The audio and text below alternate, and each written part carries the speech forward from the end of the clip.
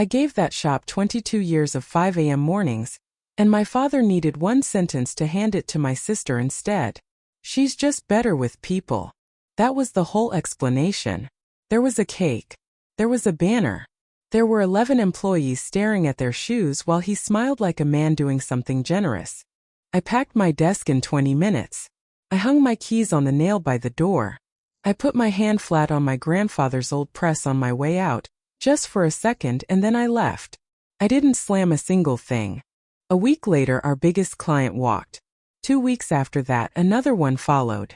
By the end of the month, my parents were calling me 3 times in one night, and I let the phone ring because what they didn't understand yet, what it would take them the better part of a year to understand, was that they hadn't given my sister a company. They'd given her a sign. And what they did to that sign is the part one need you to hear. My name is Grace Morgan. I'm 36. Let me take you back to before the cake. 5 in the morning, Bennett Print and Graphics, a small town in Indiana most people couldn't find on a map. I've been unlocking that side door since I was 14, when my grandfather Walter paid me $5 a Saturday to sweep paper scraps and keep my opinions to myself. I was better at the sweeping. By 18 I was full-time. By 26 I ran the whole operation. Scheduling, estimates, the vendor list, the panicked calls at midnight when a press jammed and a hospital needed 30,000 folders by morning. Here's the strange arithmetic of my life. Every client we had could tell you my name. My own business card never got the chance to. My father, Richard Bennett, is the best salesman I've ever watched work. That's not bitterness. It's a professional assessment. He remembers every client's wife, every kid, every dog. He closes deals on a golf course that other printers couldn't close in a boardroom. For 40 years, that was the division of labor in our family. He promised things over handshakes, and I went back to the shop and made those promises true. He'd tell a client we could turn a job in 6 days when the schedule said 9, and then he'd go home and I'd stay, splitting a pizza at midnight with our lead pressman, Daniel, doing the impossible quietly so my father could keep being a legend at breakfast. I want to be fair because fair matters to me. His charm wasn't fake. But somewhere along the way he decided the charm was the product, and the ink was just what we wrapped it in. Every year I asked about the future succession, a title, something in writing. Every year I got the same warm answer. We'll talk after tax season, kiddo. Tax season ended 20-some times. The talk never came. My sister Nora came home 3 years ago. She's talented, genuinely. 7 years doing brand work for restaurant chains in the city. She came back with a blazer the color of oat milk and a presentation called Bennett 2.0. My father watched those slides the way some men watch fireworks. Quietly, over the following months, my name came off the client emails. Requests that used to land on my cell started routing through a new inbox called Hello Bennett Print. She called it streamlining the funnel. I called it something else, but only in my own kitchen. Then one Tuesday I found a new organizational chart taped to the break room wall. Clean lines, soft colors. My father's box said founder. My sister's said brand director. Underneath sat a small gray rectangle labeled production. Not my name. Production, like the building had simply grown me out of the floor. Daniel came up behind me while I stood there with my coffee, tapped the gray box once with an ink-stained finger, and went back to his press without a word. I folded the chart into my desk drawer and told myself it was a draft. It was a forecast. That winter my father turned 65 and started saying the word retirement out loud, testing it like a diving board. The whole shop assumed what I assumed. Even my mother, Margaret, squeezed my shoulder at Sunday dinner and said, "Big year coming, sweetheart." I banked that like a promise. Nobody said Nora's name. Meanwhile, our biggest account, a regional hospital, $200,000 a year, 18 years running, was coming up for renewal that spring, and I'd already started the prep binder because that's what I do. In my father's office hung a photograph that explains my whole family, though I didn't understand it yet. 1987. My father at 27, grinning outside the bank in a borrowed tie, the day he talked a branch manager into an extension that saved my grandfather's shop from being shut down. Every Bennett child was raised on that story the way other kids get raised on scripture. He'd point at it with his coffee cup and say, "That's the day I learned what this business really sells." My grandfather never once commented on it, not that I heard, and he lived until I was in my 20s. I had to wait almost 40 years until everything was on fire to hear the rest of that story. You might ask why a woman spends 22 years without a contract. I did try. In my late 20s, I asked my father to put succession in writing, and he agreed enthusiastically and made an appointment with our family attorney, then canceled it. Years later, a printer in the city offered me a real job with a real title, and I said yes in my head for 2 full days. That same week, my father landed in the emergency room with chest pain. You try handing a resignation letter to a man with a fresh stent and a shop he can't run without you. I stayed. Then came a year that gutted small businesses everywhere, and I did payroll paperwork at my kitchen table until 2 in the morning to keep 11 people employed while my father called clients to keep spirits up, which, to be fair, he was good at. Every exit closed on its own schedule, none of them mine. Here's the one thing I never noticed as protection until much later. In all those years, nobody ever asked me to sign an employment agreement. No contract. No non-compete. We're family, my father always said. Family doesn't do paperwork. He meant it as warmth. It turns out that sentence cuts both ways, and he'd only ever read it in one direction. So when he finally called a meeting on a Friday morning in April, my first thought was that the papers had finally come. There was no attorney. There was a cake. He gathered everyone onto the main floor between the presses. I noticed the details out of order. The sheet cake first, then the banner, printed on our own wide format machine, run the night before without me knowing. Then my sister's blazer. Then my mother standing slightly behind him with her hands folded like she was at a funeral for someone she didn't know well. He gave a speech about decades of family business about his own father, and then he said it, cheerful as a weather report. Starting next month, I'm handing the keys to Nora. She's going to take this place into the future. Every head in that room turned toward me. Not toward Nora. Toward me. Daniel's jaw dropped. Someone said, "Wait," out loud. I stood very still and asked the only question that mattered, in the calmest voice I owned. Who's running operations? My father waved his hand like he was brushing a crumb off the day. Oh, we'll figure all that out. Nora's the right fit. She's just better with people. There it was. 22 years of 2 a.m. press runs, weighed against a word cloud, and the word cloud won. Nora stepped forward, all sunshine, and announced her first initiative. A full rebrand. New logo, new name because, and I quote, "the old name sounds a little dusty." My mother laughed one nervous note too loud. Somebody cut the cake. I stood in the middle of my life's work while people ate frosting off paper plates. And I felt something in my chest go quiet, like a press powering down. I didn't yell. I want that on the record. I walked to my desk while they were still eating cake and packed it in 20 minutes. One cardboard box, my mug, a photo of my grandfather, the fountain pen he left me. I left every client file, every password printed and labeled in the top drawer, because that's the difference between leaving and burning something down, and I needed that difference to be visible. Then I walked to the side door and hung my whole key ring on the nail, including the small brass key to the press room I'd carried since I was 16. On my way out, I stopped at my grandfather's old press, put my hand flat on the frame for 1 second, and kept walking. My mother caught me in the parking lot with her "don't make a scene" face already assembled. "Grace, don't make a scene." "I'm not making a scene, Mom," I said. "I'm making an exit." 7 days. That's all it took for gravity to start doing its work. The first Monday of my unemployment, I woke at 5 out of pure habit, and lay there listening to a house with no schedule in it. My phone didn't care that I'd left, though the calls kept coming, just not from my family. Wednesday, it was the hospital's print coordinator, sounding carefully casual. The big spring intake folders. Press checks were supposed to happen Thursday. Nobody had confirmed anything. I didn't sigh. I didn't editorialize. "I don't work there anymore," I said. "Nora runs it now. Call the office." That was the whole speech. Part of me wanted to say more. I didn't. Whatever happened next was going to happen without one dishonest word from me. Not for their sake, for mine. There was a silence on the line, the kind where you can hear someone recalculating. "Grace," she said, quieter now, like she was asking about a diagnosis, "does the office know how to finish it?" I looked out my window and told her the only true thing I had. "I guess we're all going to find out."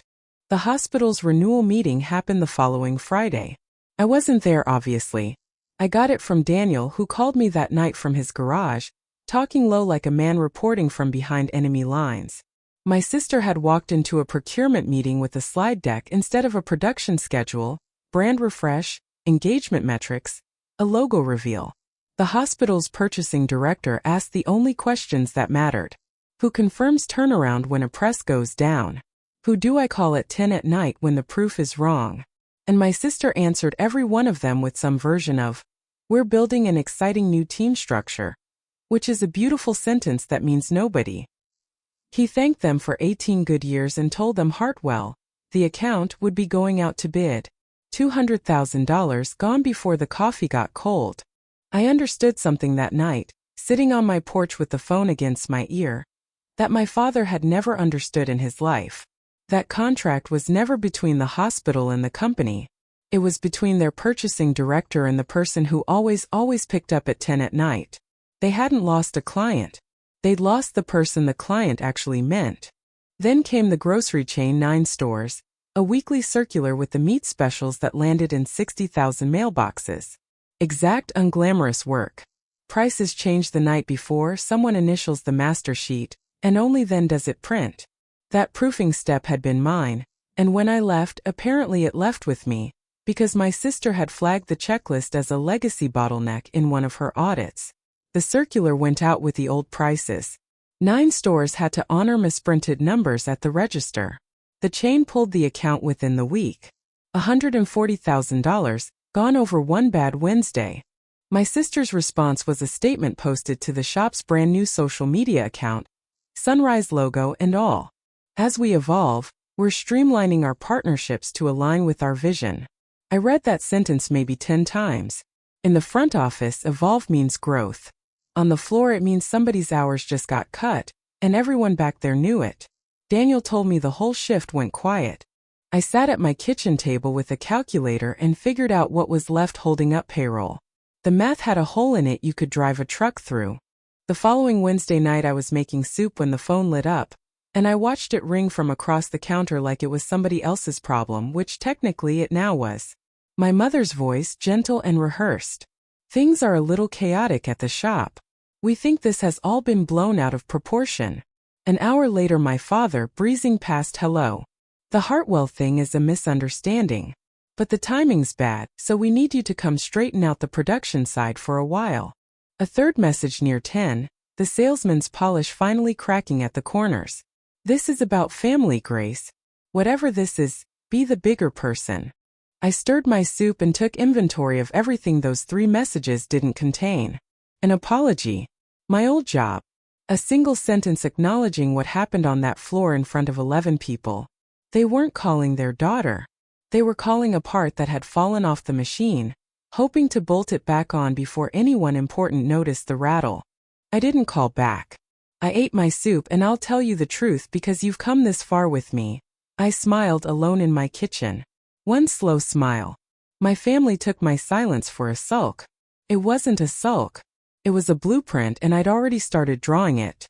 My mother believes there's no wound a pot roast can't close, so the first Sunday in May I was summoned to lunch, and I went because 36 years of loving people doesn't shut off just because they broke your heart on a Friday. The offer came served between the roast and the pie. I could help out from home quietly. No title, no announcement. Fix the chaos invisibly while the town kept believing in the new logo. They were offering me my old life back, minus the part where anyone knew it was mine. I said no softly. No speeches. My sister, who'd been quiet, leaned in like she was handing me a kindness. "Grace, come on. I'm better with people. You're better with machines." That's literally all Dad meant. I looked at her for a long moment. She believed it. That was the sad, fascinating center of the whole thing. She'd been raised on that photograph too, and she'd come out of it believing the frame was the whole house. "The machines," I said, standing, finding my purse, "have never once lied to me." Nobody followed me to the door. Midway through May, my sister threw a launch party for the new name. I wasn't invited, which spared everyone the trouble of watching me decline. But the shop sits on my way home from the hardware store, and that Thursday night I drove past slow the way you drive past a house you used to live in. String lights in the parking lot. A logo thrown against the brick, glowing and honestly pretty. Then my headlights swept the dumpster by the loading dock, and I hit the brakes hard enough to slide my groceries off the seat. Sticking up out of that dumpster on top of the dead banners and the bubble wrap was the sign. 6 feet of oak, gold letters hand-painted by my grandfather when the whole shop was one press and a prayer. 56 years over that door. They'd unbolted it and thrown it away with the packing peanuts. I sat in the truck for a moment, engine ticking, string lights glowing around the corner of the building, and looked at my grandfather's name lying in the trash. Then I put the truck in park. I climbed into that dumpster in my good jeans. The sign was heavier than I remembered. I hauled it out one end at a time, scraped my forearm raw, got dirt down my shirt, and loaded it into the bed of my truck like a casualty. My father gave my sister the company. Fine.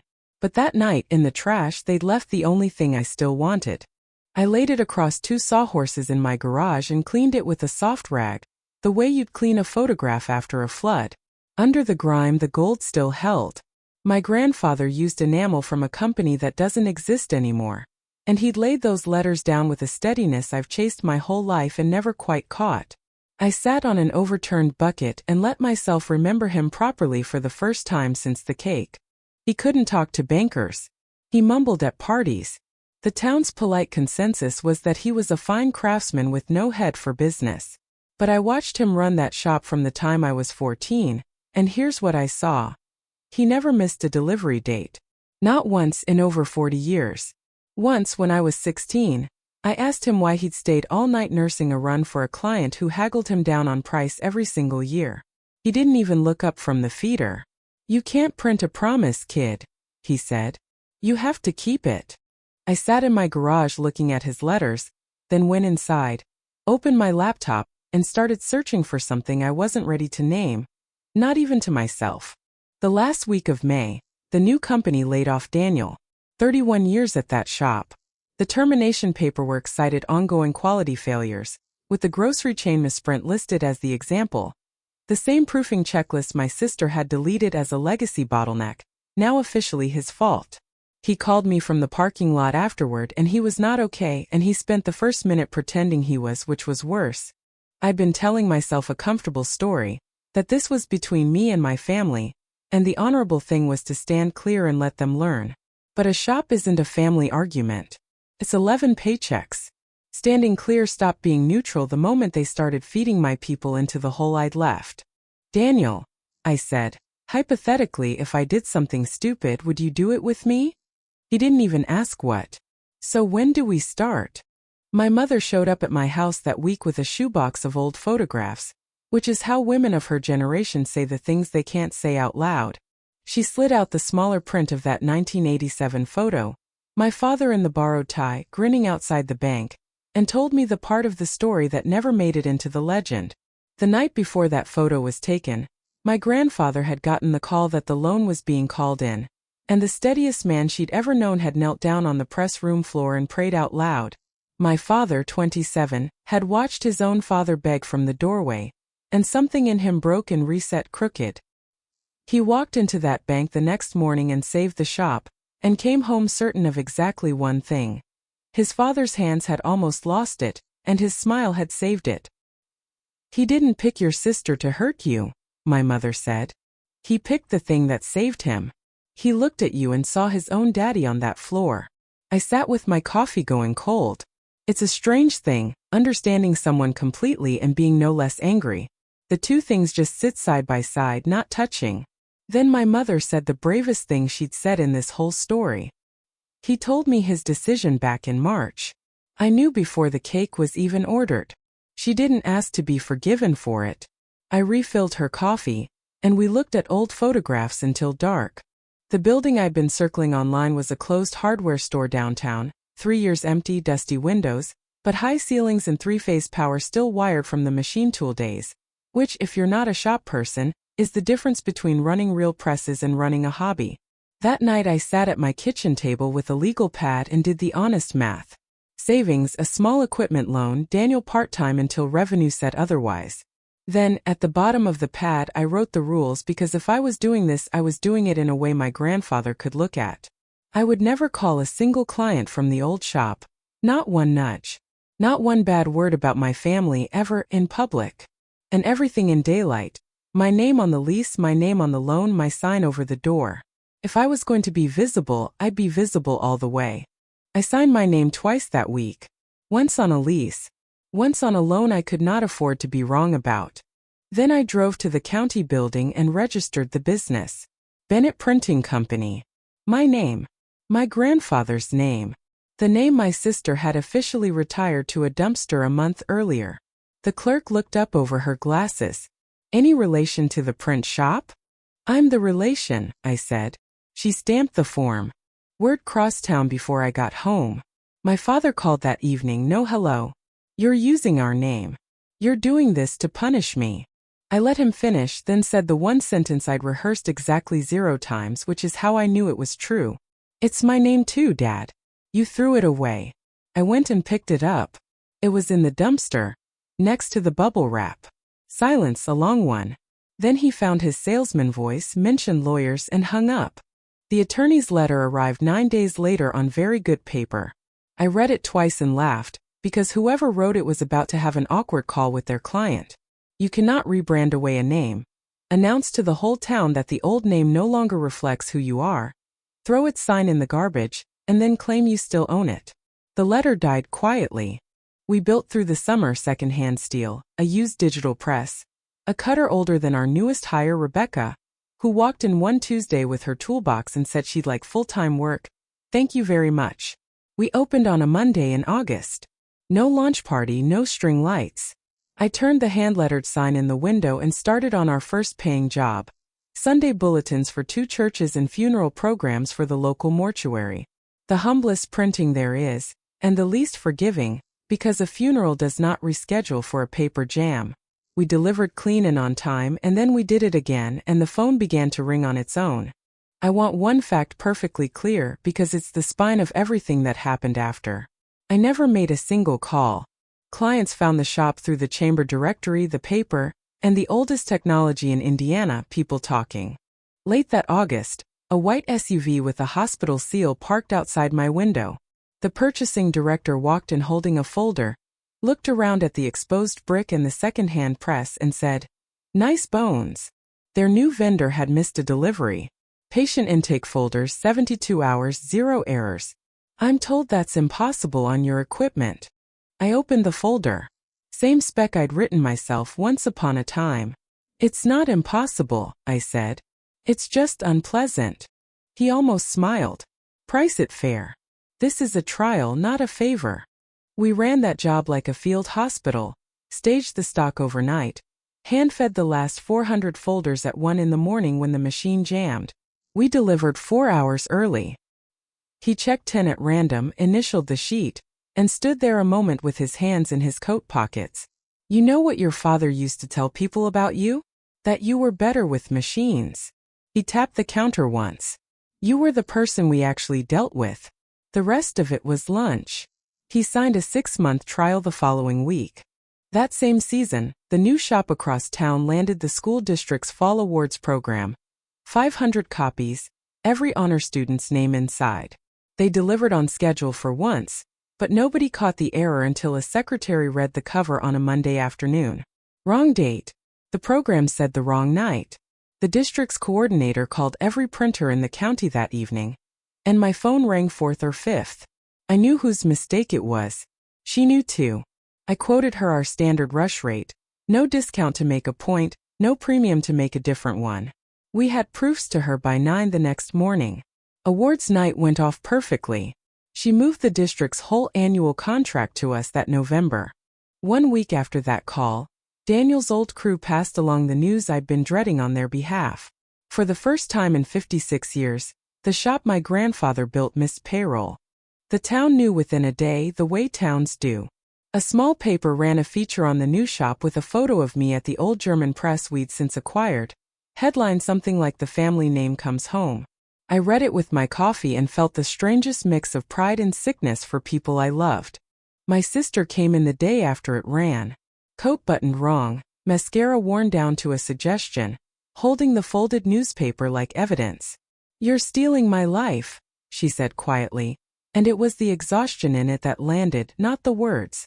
"I never made a single call, Nora," I said. "You can pull the phone records."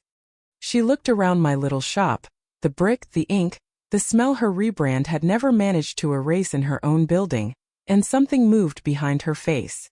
"Dad never taught me the machines," she said. "Not once. Every time I asked about the shop growing up, he told me I was the face. I built a whole life out of being the face." She caught herself at the door. "This isn't over. The bank's giving us options." It didn't sound like a threat. It sounded like a girl repeating what her father had told her one more time. "Okay, Nora," I said. And she left, and I understood finally that my sister and I had grown up in the same photograph. She'd just never gotten to leave the frame. The first snow came in December, soft, the kind that makes even a parking lot look forgiving. I was closing alone on a Thursday, the old sign lying under a drop cloth on my back table where I'd been restoring it letter by letter on slow evenings. I almost didn't see him. My father stood outside the front window in the snow, hat on, no gloves, looking in the way you'd look into an aquarium, close to it and completely unable to breathe in it. I unlocked the door. He stamped the snow off on the mat like any customer, which undid me a little, then stood in the middle of my floor and turned in a slow circle. The press, the cutter, the brick, the sign half bright under the drop cloth. He looked at that the longest. Then he sat down on the stool at my counter with the stiffness of a man twice his age, and set his hat beside him. "You got a minute for me, Grace?" I turned the coffee on, and while my back was to him I heard it. A small metal sound on wood. The exact sound a key ring makes when a man sets down everything it opens. His shop keys sitting on my counter. He laid it out over that coffee, and I'll give him this, it was the best pitch of his life because it was built entirely from things I had actually wanted. "Come back. Take the company, ownership papers signed within the week. The bank would extend the line of credit if I was at the helm." He'd already asked, which told me how far ahead he'd planned this. My sister would stay on as creative director. She needed a soft landing. And then the last term delivered gently like a gift. "We'll tell people it was the plan all along. Transition of leadership. Nobody has to be embarrassed." There it was. The old currency one more time. The story first. The truth wherever it happened to fit. I looked at the keys. 10 years I'd asked that man for one page of paper with my name on it. Now he'd sign anything I wanted, as long as the town never learned the true order of events. My whole want gift-wrapped in the one condition that had been strangling me my entire life. "I need one night, Dad," I told him. He nodded, put his hat on and paused at the door. "Take the keys home at least. Walk the floor. It remembers you." So I did. I let myself into my grandfather's shop that night, alone, and walked it by the glow of the exit signs, past presses sitting quiet under their covers like horses in stalls, until I ended up at the old German press. Someone had draped it in plastic. I pulled the sheeting off. It deserved better. I put my hand flat on the frame the way I had the day I walked out. Cold. It had never once been cold in my whole life. In the stockroom doorway I found the pencil marks, faint now. H14 a line. 15 a line. 16 taller. My grandfather had measured me against that frame every summer like I was a crop coming in. All I had to do was nod, and the whole drive home one sentence wrote along and would not get out of the truck. "We'll tell people it was the plan all along." If I nodded, that sentence became the truth of my life. The town would get a smooth story, my sister would get a soft landing, my father would get a legacy with no dent in it, and the woman who'd climbed into a dumpster in her good jeans would never officially have existed at all. I called him at 7 the next morning and asked him to come to my shop at closing. He arrived at 6, same hat, snow doing its soft forgiving thing again outside my windows. I set his keys between us on the counter, then pushed them back across the wood. And the small final sound they made was the loudest thing that happened all night. "No, Dad." I watched 40 years of closing technique assemble behind his eyes, and I held up my hand before any of it could deploy. If I take that company back in the dark with a story about how it was the plan all along, then everything you believe stays true. The story beats the work. I spent 22 years being your quiet miracle. I'm not signing up for a lifetime term. I told him what I would do instead: hire his crew the day they walked in, bid fair market at auction if it came to that, my money, my name on the check. And from tonight we tell each other the truth, or we tell each other nothing. That's the whole offer. It doesn't get better, and it never expires. He picked his keys up like they weighed 40 pounds. At the door, without turning around, he said, "Your mother said you'd say no." Then he was out in the snow. 3 weeks later they taped the auction notice to the door my grandfather painted. The new company announced its closing that same week, in a final post about New Horizons that got almost no attention. 56 years ended quietly. My mother came to my kitchen the night the notice went up and cried the careful, almost silent way careful women cry. "We were wrong, Grace. Not just about the company. About what you were to it." My sister didn't call. She sent one text from a city 2 states over, where a consulting firm had recruited her off the strength of her own launch materials. The work genuinely was that good, just built on nothing underneath it. The sign was my call. "I'm sorry for that one. Not for all of it. For that one." I wrote back, "I know. I have it." The auction was held in the cold shop with the big doors rolled open. Dealers from 3 states stamped their feet on my grandfather's floor. I came with one number in my head and his old fountain pen in my coat pocket. My father stood at the back near the stockroom door, under pencil marks he probably didn't know were there, hat in his hands. I'd never once seen him stand anywhere without working the room. He didn't work this one. When they called the old German press, I raised my card. A dealer wanted it for parts and pushed me up before quitting. The hammer came down. One clean knock. Sold to the lady in front. I wrote the check against the hood of my truck with my grandfather's pen, and my hand did not shake. My father came and stood beside the press, put his palm flat on the frame exactly where I always put mine. I never taught him that, and said quietly, "Earl would have hired you before he ever hired me." "I never made a single call, Dad," I said. "But I'm glad you finally did. It's spring now, almost a year since the cake. The old press runs again. It took weeks to wake it up, and the first thing we ran on it was a wedding invitation, thick cotton paper, an impression you can feel with your thumb. The sign went up over my own front door in April, gold letters restored, every serif exactly where my grandfather left them. There's a satisfaction that lives in your shoulders when you drive the last bolt into something true. The hospital signed its full annual contract that spring. Rebecca got dental coverage and showed the whole shop her first crown like it was an engagement ring. And most Saturday mornings my parents come by. My mother brings tomato starts and rearranges my window display when she thinks I'm not looking. My father drinks his coffee standing under the sign, and some mornings he reaches up and touches the bottom edge of the oak, just his fingertips, the way you'd touch a headstone. Then he comes inside and asks what a person's got to do to get a refill around here. My sister is thriving, genuinely building brands for companies that actually hire her to build brands, the right tool finally in the right drawer. We talk once a month now, short calls, real ones. And my father found a new ending for his favorite story. I've heard him tell it at the diner. 1987, The Borrowed Tie. Except now it lands differently. My smile bought us one extension, he tells people. My daughter's word bought us 50 years. Turns out only one of those was the family business. If there's one thing I'd set in type and hand to every quiet woman doing invisible work for people she loves, it's my grandfather's line, with my own hard-won ending on it. You can't print a promise. You have to keep it. And if the people at your table only see you when you stop, then stop. Stand in the daylight and build where everyone can watch, until your name over your own door finally says everything you spent years waiting for someone else to say.